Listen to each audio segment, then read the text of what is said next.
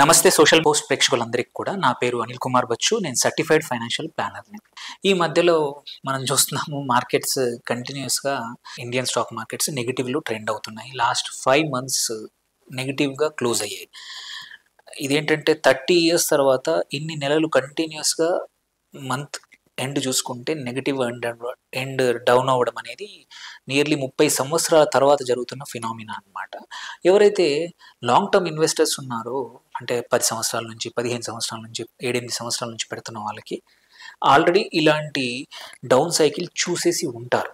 But ఎవరైతే last 1 to 2 years నుంచి investments మొదలు పెట్టారో స్టాక్స్లో డైరెక్ట్గా కానీ ఆర్ ఈక్విటీ మ్యూచువల్ ఫండ్స్ ద్వారా స్టాక్ మార్కెట్లో పెట్టుబడిని పెట్టిన ఎవరైతే ఇన్వెస్టర్స్ ఉన్నారో వాళ్ళందరికీ కూడా ఇంత నియర్లీ సెప్టెంబర్ 27th నుంచి ఇప్పటివరకు చూసుకుంటే 15-20% మార్కెట్ అనేది కరెక్ట్ అయింది లార్జ్ క్యాప్లోనే.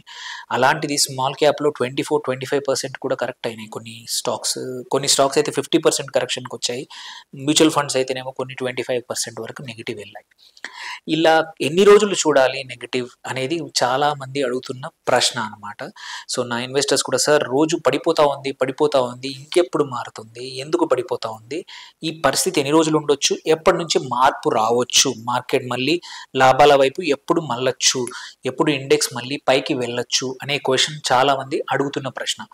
అలాంటి వాళ్ళకి ఫస్ట్ అసలు ఎందుకు పడిపోయిందో చాలా బ్రీఫ్గా చూసుకుందాము. ఫస్ట్ థింగ్, మనం సెప్టెంబర్ చివరి వరకు మార్కెట్ మోరార్లెస్ పీక్గా ఉండి 26,000 నిఫ్టీ 26,200-300 వరకు టచ్ అయ్యిందనమాట.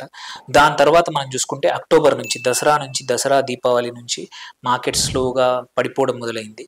రీజన్స్ కొన్ని ఉన్నాయి. వన్ ఆఫ్ ద రీజన్ ఏంటంటే డాలర్స్ కొంచెం స్ట్రెంగ్త్ అవ్వడము, డాలర్ ఇండెక్స్ అనేది స్ట్రాంగ్ అవ్వడం వల్ల ఎఫ్పిఐ అనేది foreign institutional investors foreign portfolio investment అనేది ఇండియా నుంచి వెళ్ళిపోయింది.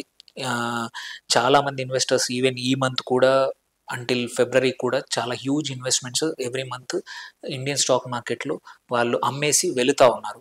సో అది ఒక major reason. Dollar index strength అవడం ఒక రీజన్. సైమల్టేనియస్లీ ఏమైందంటే Trump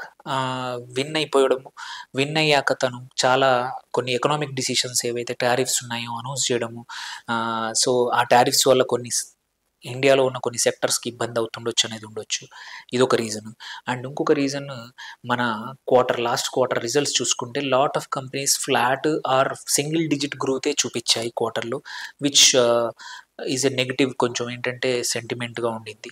and last quarter GDP కూడా నంబర్ అనుకున్నంతగా పెరగలేదు. దట్ కుడ్ బి అదొక నెగిటివ్ ఉండింది ఆ టైంలో.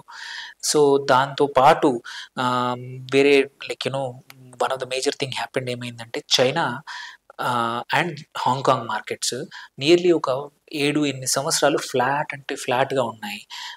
ఆ కండిషన్స్ చూసుకొని చైనీస్ గవర్నమెంట్ వచ్చేసి చాలా సంస్కరణలు చేసింది. వెదర్ ఇన్ఫ్రాస్ట్రక్చర్లో కానీ ఫైనాన్షియల్ మార్కెట్స్లో కానీ సంస్కరణలు చేయడం వల్ల గ్లోబల్లీ కూడా ఏమైందంటే చాలా డబ్బు చైనీస్ ఈక్విటీ మార్కెట్స్కి షిఫ్ట్ అయిందనమాట. దానివల్ల ఏమైందంటే ఇండియన్ మార్కెట్స్ కూడా అన్అట్రాక్టివ్ అయిపోయాయి. సో అదొక రీజన్. అలాగే చాలా రోజుల నుంచి మనము ఒక నెగిటివ్ చూస్తున్నాము. STT securities tax, transaction tax, also LTCG foreign investors మీద కూడా ఎల్టీసీజీ ఉంది, అది కూడా ఎక్కువగా ఉంది అని. ఇవన్నీ రీజన్స్. అంటే రీజన్స్ వెతుక్కోవడం, పడిపోయినప్పుడు రీజన్స్ వెతుక్కోవడం చాలా ఈజీ. ఇన్ని రీజన్స్ ఉన్నాయి. దెన్ నా ఇంకా ఎన్ని రోజులు పడిపోతుంది అనే క్వశ్చన్ వస్తుంది. సో యూజువల్లీ ఏంటంటే ఎక్కువ మటుకు మార్కెట్స్ పడిపోయినప్పుడు ఒక 3 to 6 months cycle is the usually recover అవుతుంది అనమాట. మోస్ట్ ఆఫ్ ద ఫాల్స్ ఏవైతే ఉన్నాయో మ్యాక్సిమం 3 to 6 monthsలో రికవర్ అవుతాయి.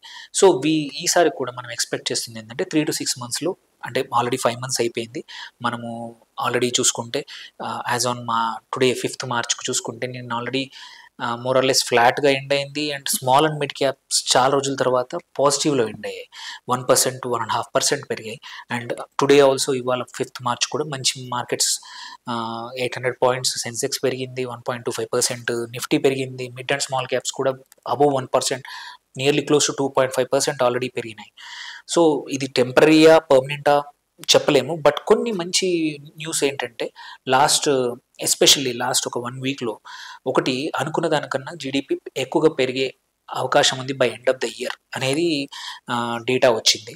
అండ్ ఫ్యాక్టరీ ఇండెక్స్ కూడా ఇండియాలో మ్యానుఫ్యాక్చరింగ్ ఇండెక్స్ అది కూడా మంచి నంబర్స్ చూపించింది. జిఎస్టీ కూడా అనుకున్న దానికన్నా ఎక్కువగా కలెక్షన్స్ వచ్చాయి. అండ్ ఏంటంటే గవర్నమెంట్ స్పెండింగ్, క్యాపెక్స్ స్పెండింగ్ కూడా పెరిగే అవకాశం ఉందని చెప్పారు. అండ్ ఇంపార్టెంట్ ఇంకొకటి ఏంటంటే ఆర్బీఐ మళ్ళీ యూఎస్డి ఐఎన్ఆర్ మ్యానిపులేషన్ ఏదైతే ఉందో, ఫ్లక్చుయేషన్స్ ఏవైతే ఉన్నాయో మధ్యలో కొన్ని రోజులు ఆపేశారు. బట్ ఇప్పుడు మళ్ళీ యూఎస్డిని కొనేసి ఇండియన్ రూపీని స్టెబిలైజ్ చేస్తూ ఉంది ఆర్బీఐ. అండ్ మన ఆర్బీఐ కొన్ని రేట్ కట్స్ ఇంకా జరగబోతున్నాయని అనౌన్స్ చేసింది.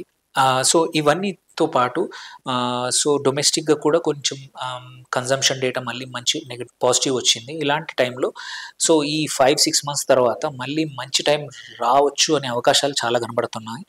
అండ్ ఈవెన్ సేల్స్ కంటిన్యూస్గా అమ్మేసి బేర్స్ కూడా అలసిపోయారు. సో ఇలాంటి టైంలో మోస్ట్ ప్రాబబ్లీ మనం ఆల్రెడీ చూస్తూ ఉన్నాము. ఈ రికవరీ ఎన్ని రోజులు ఉంటుందో తెలియదు. బట్ ఈ ఇయర్ మాత్రం మళ్ళీ మన నెగిటివ్ టైం అయితే వెనకాలకి వెళ్ళిపోయింది. పాజిటివ్ టైం త్వరలో రాబోతుంది అనేది మాత్రం అర్థమవుతోంది. ఎందుకంటే ఆల్రెడీ మనం క్లోజ్ టు 15-18% కరెక్షన్ వచ్చింది సెప్టెంబర్ నుంచి టాప్ చూసుకుంటే.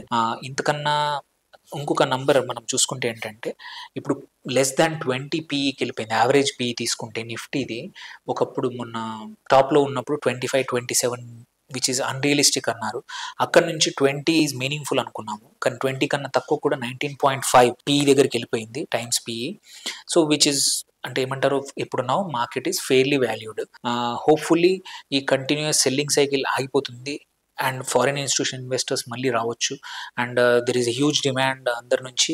ఇది ఎల్టీసీజీ తీసేయమండం, ఎస్టీటీ తీసేయమని మన ఫైనాన్స్ మినిస్టర్కి చాలామంది అడుగుతూ ఉన్నారు. విచ్ మనం హిస్టరీ చూసుకుంటే ఏంటంటే ఇప్పుడున్న ప్రభుత్వం చాలా మటుకు రెస్పాన్సివ్గా పాలసీస్ అనేది మార్కెట్కి తగ్గట్టు, డిమాండ్స్కి తగ్గట్టు చాలా మటుకు మారుస్తూ ఉంది. ఇప్పుడు కూడా అది జరిగితే మాత్రం మార్కెట్స్ మళ్ళీ రీబౌండ్ అయ్యే అవకాశాలు ఉన్నాయి. అండ్ మళ్ళీ ఎఫ్పిఐస్ మళ్ళీ రావచ్చు. అండ్ ఎందుకంటే చాలా కంపెనీస్ 40-50% పడిపోయాయి. వెరీ ఫెయిర్లీ వాల్యూడ్ అనమాట. ఇలాంటి టైంలో ఎఫ్పిఐస్ ఈజీగా వచ్చే అవకాశాలు ఉన్నాయి.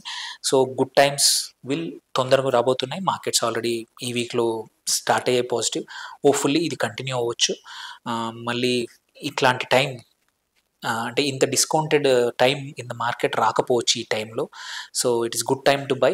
ఎంటర్ చేయండి. మంచి నచ్చిన స్టాక్స్, ఫండమెంటల్స్, వాటి రిజల్ట్స్ చూసుకొని, వాటి పొటెన్షియల్ డేటా అంతా చూసుకొని మీకు నచ్చిన వాటిలో ఎంటర్ అవ్వండి.